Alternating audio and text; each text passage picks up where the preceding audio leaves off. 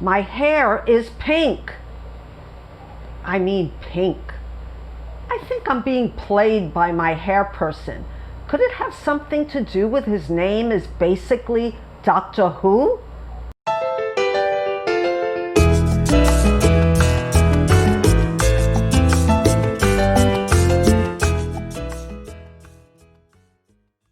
Aloha and welcome back to my channel. My name is Marilyn Maya, the baby boomer booktuber. Today's video is a little bit of everything. It's a mishmash. And like I said in the teaser, my hair is pink. And my hairdresser is basically, his name is Doctor Who. So I looked it up because I'm so out of the loop.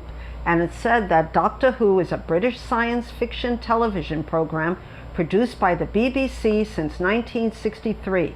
And the program depicts the adventures of a Time Lord called the Doctor, an extraterrestrial being who appears to be human. My Doctor Who is real. He's not an extraterrestrial. But I never watched the program. I know. Where was I all my life? Anyway, he always does really weird things with my hair. The last time I went to him, he made my hair into a flapper, short, but not the 1920s flapper, but not the ones that were like dancing in the speakeasies. I'm talking about 1920s matron who was like over 50. Not a good look. Anyway, it's pink. What can I say?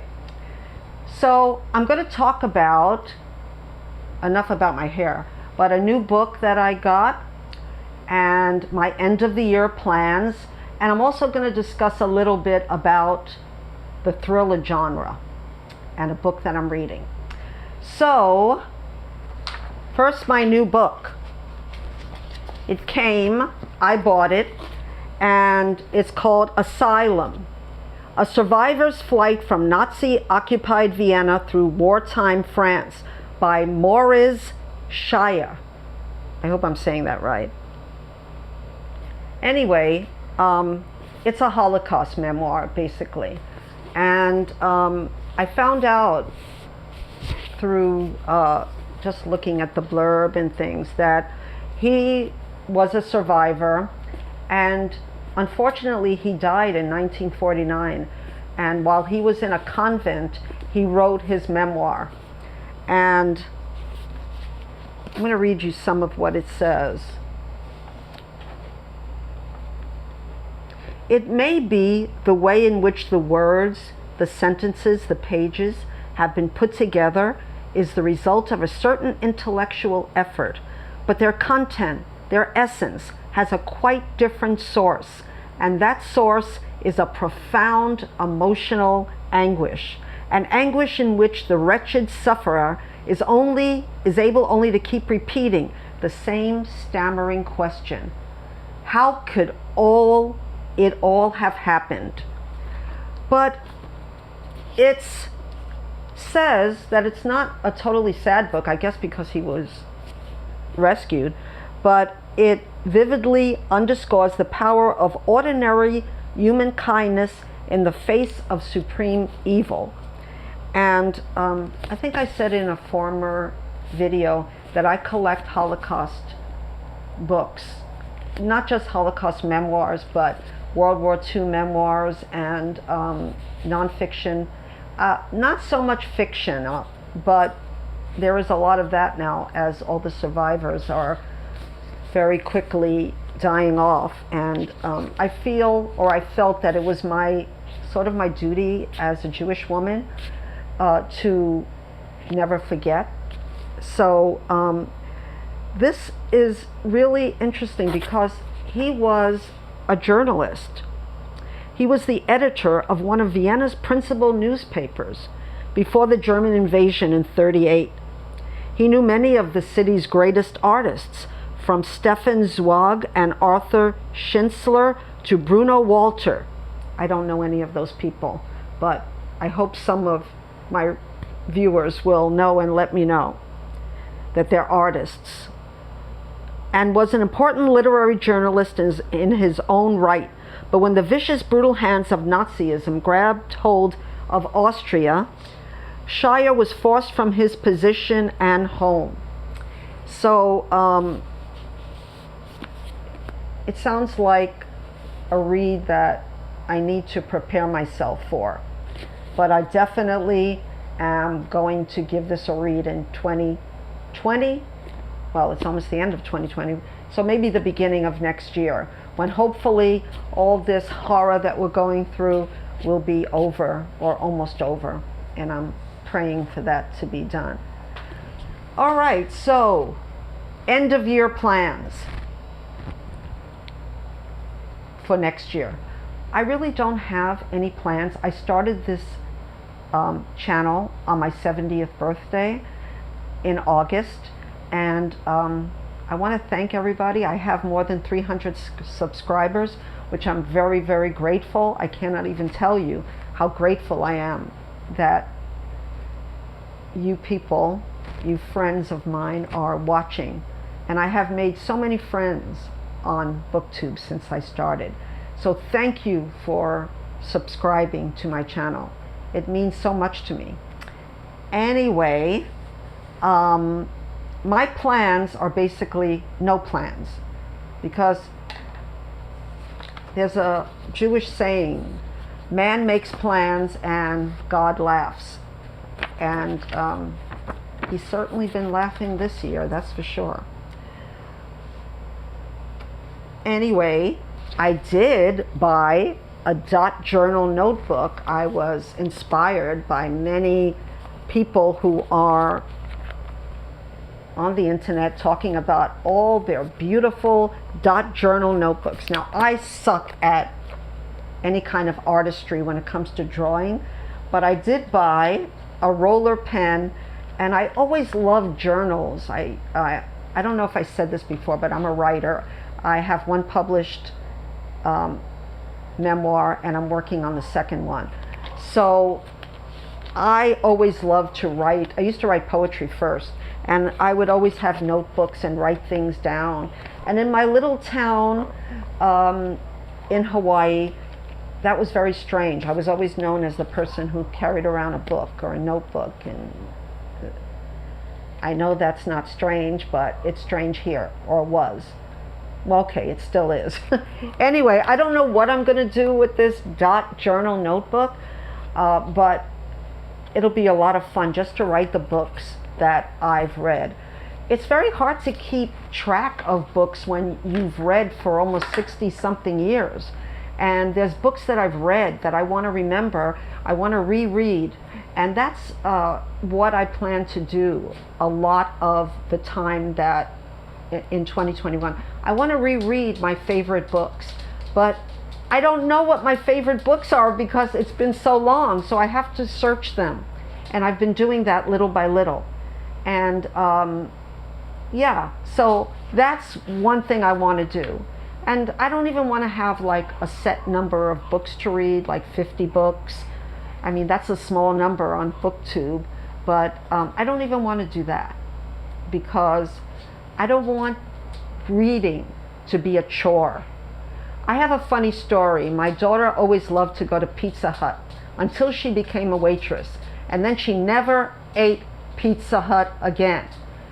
And I don't know why that is, but when something we love becomes work or feels like work, we don't like to do it anymore. So I don't want this channel or my reading to become a chore. I want it to become something that I continue to love, because I do love to read so much. All right, now my last thing I want to talk about is genre. And what I want to talk about is thrillers versus versus mysteries. And wherever you look now, ever since Gone Girl, there's a new thriller. And I have to admit, I've picked up quite a lot of them. I remember a few, I didn't like Gone Girl, I didn't like Girl on a Train, I didn't like You, which is very popular. I And I'm reading now A Woman Alone by Nina Laurin. And I have to say that I can't stop reading it. I read it in the evening and I keep on going until like 1 in the morning. But it leaves such a bad taste in my mouth. Everyone in this book is unlikable. There's no one to root for. It has to do with a woman, a family who moves into like a smart community, smartphone, everything, you know, they make coffee you talk to them and they do everything for you. And things start going wrong. So I guess it's a book against like 1984, Big Brother, etc. But it is very distasteful to me not to be able to root for anyone. The main character is unhappy and whiny and dissatisfied even before a lot of bad things happen to her. Even the child in the book is said to be to have evil glances at her mother, and I don't really like that. I mean, there's not many children that are really evil, I hope. And I didn't like it. Her husband is just a really unlikable guy. And but I'm reading it because it is a plot-driven thriller.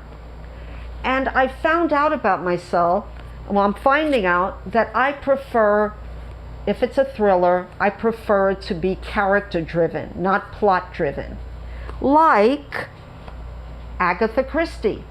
So this goes to my plans or non-plans for the next year. I plan to reread Agatha Christie. Now, there's some new books coming out about Agatha Christie, not to mention 2 PBS specials. And one is The Mystery of Mrs. Christie by Marie Benedict. And I looked on Amazon and it was a pre-order, which I can't afford a pre-order, but I'm hoping that I can get to read this sometime in 2021. And I'll read you some of the praises that I guess advance copies got.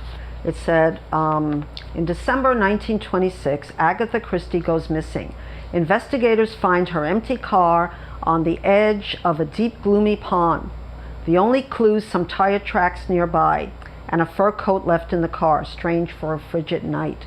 Her husband and daughter have no knowledge of her whereabouts, and England unleashes an unprecedented manhunt to find the up-and-coming mystery author. 11 days later, she reappears, just as mysteriously as she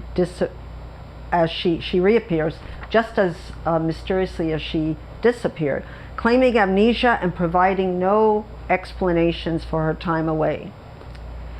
So I don't know if you're old enough to remember, but in 1979 there was a movie starring Vanessa, Redgrave, and Dustin Hoffman called Agatha, and the plot was very interesting. And if you want to buy it, it's all over the place. I thought it had been a book, but I think it was a movie, a screenplay first, and it was pretty good the way they try to make up a reason why she did this. So it says about this book, Mystery of Mrs. Christie, that it's part domestic thriller, part golden age mystery, and all Marie Benedict. And I don't really have much experience reading Marie Benedict, but she sounds very interesting, and I want to read some of her other books.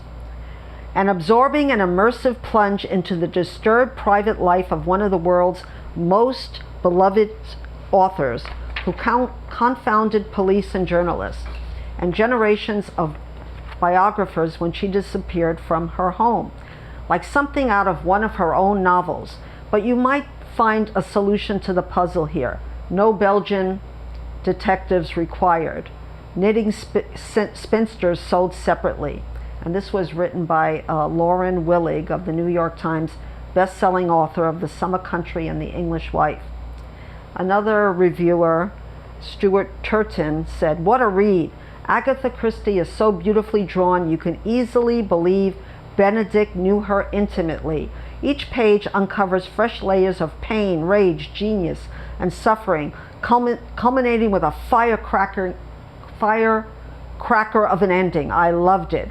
And he's the best-selling author of The Devil in the Dark Water and The 7.5 Deaths of Evelyn Hardcastle, which is really popular on BookTube, and I haven't read it yet. So what I want to say is that I'm going to read more mysteries and more character-driven mysteries rather than thrillers, because I'm getting really tired of the same formula that these girl thrillers, and most of them do have girl in them somewhere, or woman, or wife. And that's another thing I don't like about these new type of thrillers. The woman is always the victim, somehow. And it is true that in real life, and if you can watch Dateline, etc., women are oftentimes the victims of murderers and rapists, etc.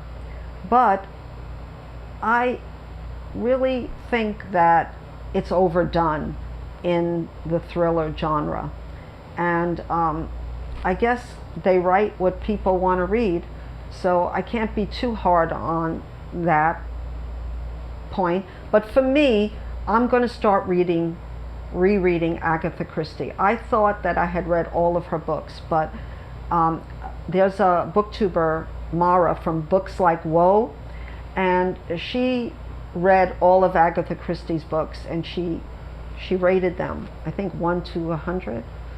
And I'm going to start with her best, because or ones that I know I haven't read. To be honest, I don't know which ones I haven't read. I was surprised that there were any, because I used to collect them at one time. Anyway, this is my little mishmash of a chat, and I hope you liked it. I hope that you watch the PBS specials that are coming out, and one of them is called Inside the Mind of Agatha Christie in January, and another one has to do with English homes and Agatha Christie. So they both sound very interesting.